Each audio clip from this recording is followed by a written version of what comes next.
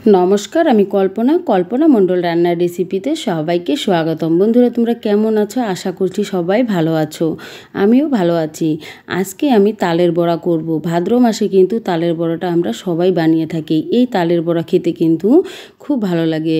আমি যেভাবে বানিয়ে থাকি সেটা তোমাদের সাথে শেয়ার করলাম। বন্ধুরা, কথা দিচ্ছি তোমরা যদি এটা একবার বানিয়ে খাও, সত্যি বলছি আবারও খেতে মন চাইবে এটা বানিয়ে। তো কিভাবে করছি চলো তাহলে দেখে নেওয়া যাক। এখানে তালের রসটা বের করে নিয়েছি। এবার একটা বাটি দিয়ে মেপে এক বাটি দিয়ে দিলাম ময়দার পরিবর্তে তোমরা আটা দিয়েও করতে পারবে। ওই বাটি দিয়েই এক বাটি দিয়ে দিলাম সুজি, আর ওই বাটিটা দিয়েই হাফ বাটি দিয়ে দিলাম চিনি, আর এক বাটি হলো নারকেলের কুড়া। তো হাফ টেবিল স্পুন দিয়ে দিলাম হলো লবণ। মিষ্টির মধ্যে লবণ দিলে হালকা খেতে কিন্তু ভালো লাগবে। এবার সবগুলো উপকরণ একসাথে ভালো করে মেখে নিতে হবে। যত ভালো করে এটা মাখা যাবে ততটাই কিন্তু পিঠাগুলো ফুলবে আর খেতেও কিন্তু ভালো লাগবে। তাহলে তোমরা অবশ্যই এটা খুব ভালো করে মেখে নেবে। তাহলে পরিমাপটা তো বন্ধুরা তোমরা দেখে নিলে। এই পরিমাপে যদি বানিয়ে থাকো পিঠা এত সুন্দর হবে আর দারুণ কিন্তু খেতে হবে। তো এইভাবে দেখো সুন্দর করে আমি মেখে নিয়েছি। অনেক ভালো করে কিন্তু মেখে নিতে হবে, আর এটা মেখে রেখে দিতে হবে। তাহলে সুজিগুলো ভিজে কিন্তু যখন ফুলবে পিঠাগুলোও কিন্তু খুব সুন্দর ফুলে একদম নরম আর বড় বড় মুচমুচে টাইপের হবে। তো এইভাবে মেখে আমি রেখে দিব 10 মিনিটের জন্য ঢেকে। তো দেখতেই পালে বন্ধুরা এই রকমভাবে মেখে নিয়ে তারপরে রেখে দিব। মাখা কিন্তু আমার হয়ে গিয়েছে। এবার ঢেকে রাখবো।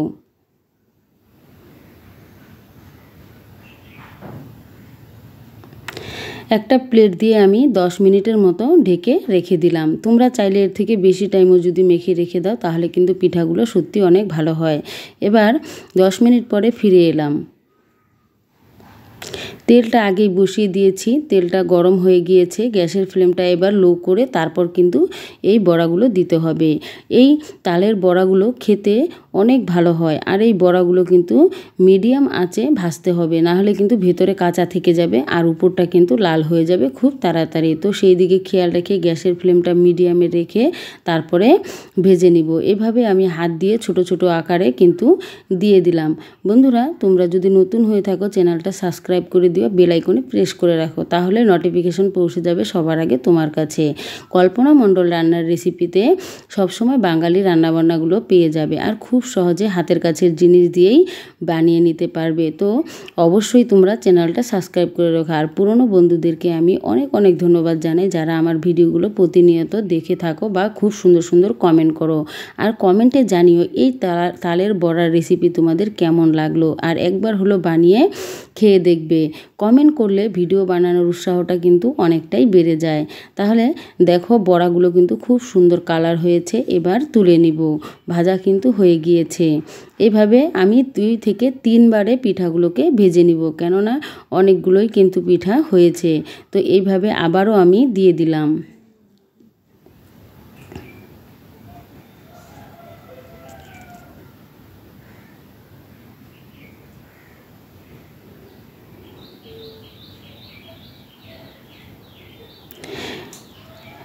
আরেকবার দিয়ে দেখো এবার আবারও উল্টিয়ে দিব। উল্টিয়ে পাল্টিয়ে সুন্দর করে কিন্তু ভেজে নিতে হবে। এইভাবে ভালো করে ভেজে নেওয়া হয়ে গেলে পিঠাটা কিন্তু ভিতর থেকে খুব ভালোভাবে ভাজা হবে। আবারও বলছি গ্যাসের ফ্লেমটা মিডিয়ামে রেখে ভাজবে, তাহলে কিন্তু পুড়বে না আর পিঠাগুলোও কিন্তু খুব সুন্দর ভাজা হবে। তো এবারও কিন্তু ভাজা হয়ে গিয়েছে। দেখো অনেক সুন্দর লাল কালার হয়েছে। তো এইভাবে ভাজার পর তারপর কিন্তু নামিয়ে নিতে হবে। বন্ধুরা, এবার নামিয়ে নিচ্ছি।